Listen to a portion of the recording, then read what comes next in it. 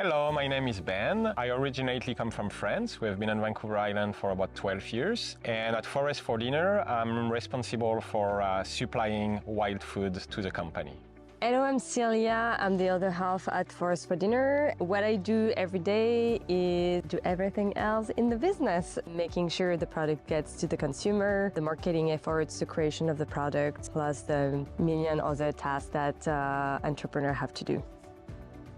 My passion for foraging definitely comes from my childhood in France. I was lucky enough that my mom and my grandma would go really often in the wild to harvest different things.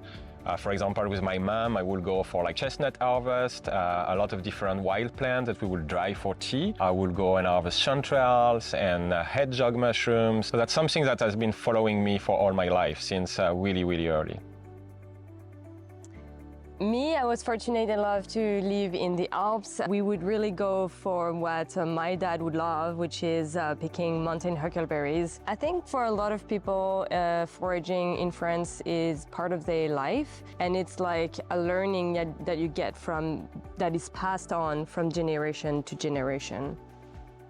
Forest for Dinner started with a long road trip, basically from eastern part of Quebec, and we had the opportunity to go for morel hunting. After our first year, we were completely hooked up. We just loved the lifestyle, loved being outdoor. When we arrived on Vancouver Island, it was really shocking to us to realize that you could not access on a daily basis any sort of wild food product, either mushrooms, berries, or plants. Coming from a place where every market is full with this kind of food was really shocking to us, and that's really what drive us to start the foundation of Forest for Dinner. It's been really the whole idea behind the company this whole time is to try to make sure that everybody can access wild food at any given point in time during the year. Here on Vancouver Island, what surprises me a lot is only 7% of the food we consume is actually coming from Vancouver Island, which means we import 93% of our food into the island. And that wasn't always the case. 200 years ago, First Nation people on the coast here were thriving, eating only what they have as supply here in the forest and in the sea. And I don't think we're gonna go back to a 100% diet, that's not the point, but just bringing awareness about the food in the forest and how it can be harvested from year to year sustainably. If it could represent a small percentage of everyone's diet, I think we will go in the right direction.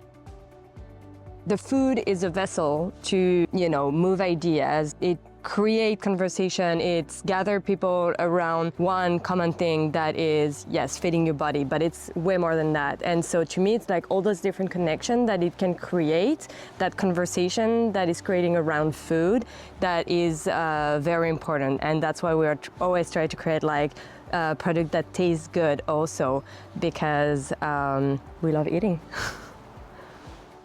It's just the beginning. It's just a movement that is just starting, and it's about to get bigger because we believe that the more people start to know about this incredible place and start to feed themselves with more wild food, is gonna have a massive impact on so many different levels. So keep following and keep being part of this wonderful adventure.